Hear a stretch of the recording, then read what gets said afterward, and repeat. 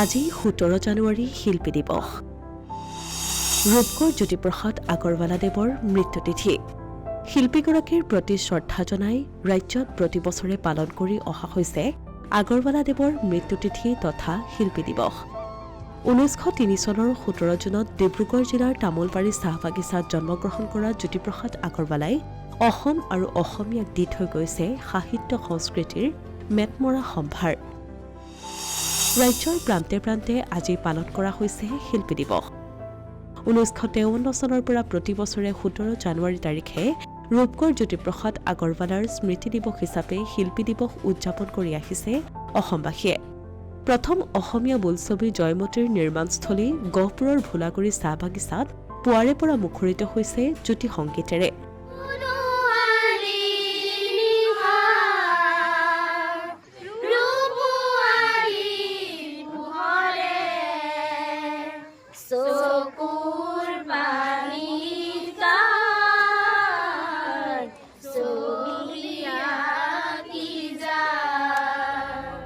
ভোলাগুৰিৰ Chitraban film ষ্টুডিঅ'ৰ Rupkonwar Jyotiprasad আগৰৱালাৰ আৱক্ষ মূৰ্তিত নৃত্যাঞ্জলি সাংস্কৃতিক কেন্দ্ৰৰ ছাত্ৰ ছাত্ৰীসকলে বন্তি প্ৰজ্বলন পুষ্পাঞ্জলি অৰ্পণ কৰি শিল্পীগৰাকীক শ্ৰদ্ধাৰে সোঁৱৰিছে। জিলিকা পাখিৰে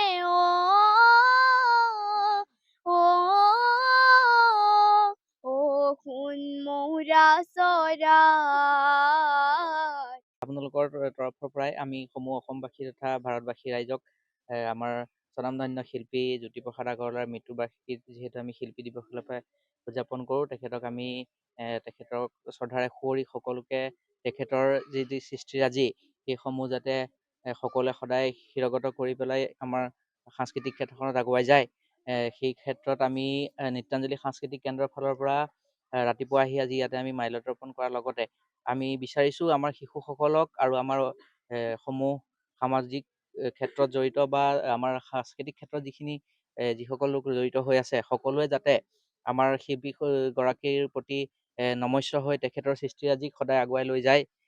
সেই ক্ষেত্ৰত আমি যিমানখিনি আগুৱাই যাবৰ কাৰণে যিমানখিনি চেষ্টা কৰিব পাৰোঁ, সেই ক্ষেত্ৰত সিমানখিনি কৰিবৰ কাৰণে আজি তেখেতসকলৰ মনত আমাৰ শিল্পীজনক এজাৰ সাজ বহুৱাবৰ কাৰণে তেখেতৰ মৃত্যু দিৱসত আজি আহি আমি ইয়াতে সকলো উপস্থিত হৈছোঁ আৰু আমি বদ্ধপৰিকৰ তেখেতৰ যিখিনি শিল্পীৰাজি সৃষ্টি সেইখিনি আমি সমাজত প্ৰতিষ্ঠা কৰিম।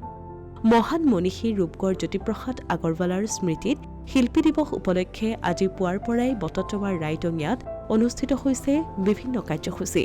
ৰংমন সাংস্কৃতিক গোষ্ঠীৰ উদ্যোগত জ্যোতিপ্ৰসাদ আগৰৱালাৰ প্ৰতিচ্ছবিৰ সন্মুখত বন্তি প্ৰজ্বলনৰ পাছত গীত নৃত্যৰ অনুষ্ঠান অনুষ্ঠিত হৈছে।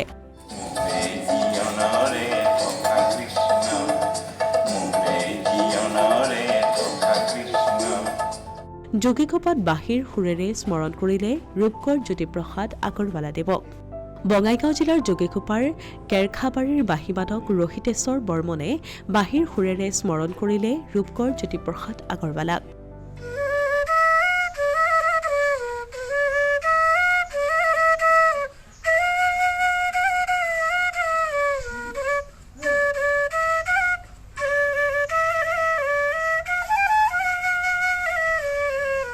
মই আচলতে ক্লাছ 6ৰ পৰাই বাঁহী বজাই আছোঁ, মানে চেষ্টা কৰিছোঁ। তেতিয়া মায়ে পূজাৰ পৰা বাঁহী কিনি আনি দিছিলে আৰু তেতিয়াৰ পৰাই চেষ্টা কৰি তাৰপিছত মই বিহু দলত, আমাৰ গাঁৱৰ বিহু দল আছিল, বিহু দলত বজাইছিলোঁ আৰু বিহু দলৰ পৰাই পিছত মই গুৰু ধৰিলোঁ অভয়াপুৰীৰ সন্মানীয় গুৰু জগন্নাথ, তেখেতৰ পৰা প্ৰাথমিক শিক্ষাখিনি লৈছিলোঁ। তাৰপিছত মই সংগীত পৰিচালক সন্মানীয় ধৰণী বণিকৰ ছাৰৰ ওচৰত শাস্ত্ৰীয় সংগীত শিকিছোঁ।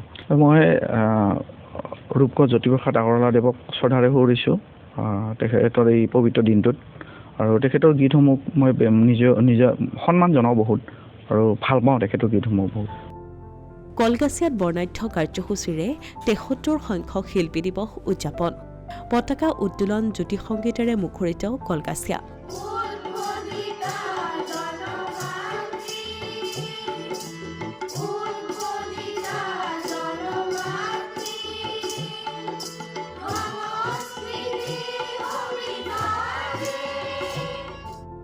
কলগাছিয়াৰ অগ্ৰণী স্বেচ্ছাসেৱী সংগঠন জ্যোতি ৰাভা নজৰুল সংঘৰ উদ্যোগত সুন্দৰৰ পূজাৰী স্বাধীনতা সংগ্ৰামী মহান শিল্পী ৰূপকোঁৱৰ জ্যোতিপ্ৰসাদ আগৰৱালাদেৱৰ ৭৩ সংখ্যক মৃত্যুতিথি শিল্পী দিৱস হিচাপে উদযাপন কৰা হয়। উল্লেখযোগ্য যে জ্যোতি ৰাভা নজৰুল সংঘই ২৫ বছৰ অতিক্ৰম কৰাত ১৭, ১৮ আৰু ১৯ জানুৱাৰীত তিনিদিনীয়া বৰ্ণাঢ্য কাৰ্যসূচীৰে ৰূপালী জয়ন্তী উদযাপনৰ কাৰ্যসূচীও হাতত লোৱা হৈছে। জ্যোতি ৰাভা নজৰুল সংঘৰ উদ্যোগত আমি দিনভৰা কাৰ্যসূচীৰে শিল্পী দিৱস উদযাপন কৰিবলৈ ওলাইছোঁ। আমাৰ প্ৰথম কাৰ্যসূচী পতাকা উত্তোলন। পতাকা উত্তোলনৰ পিছতেই জ্যোতি ৰাভা নজৰুল সংঘৰ শিল্পী গোষ্ঠীৰ দ্বাৰা জ্যোতি সংগীত, জ্যোতি নৃত্য পৰিৱেশন আমি কৰিলোঁ।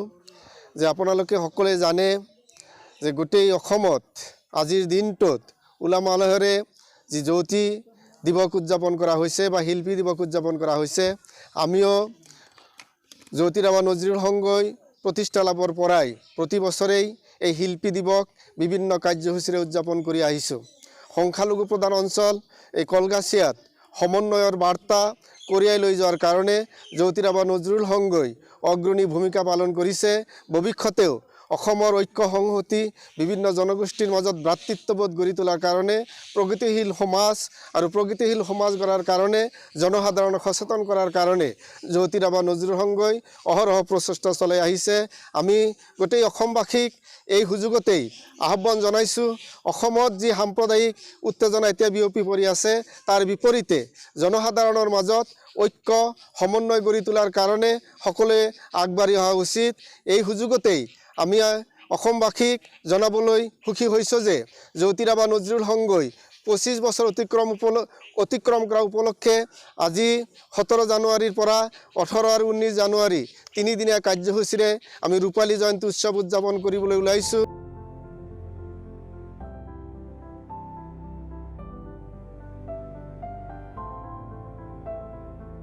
Asomiya Pratidin digital desk.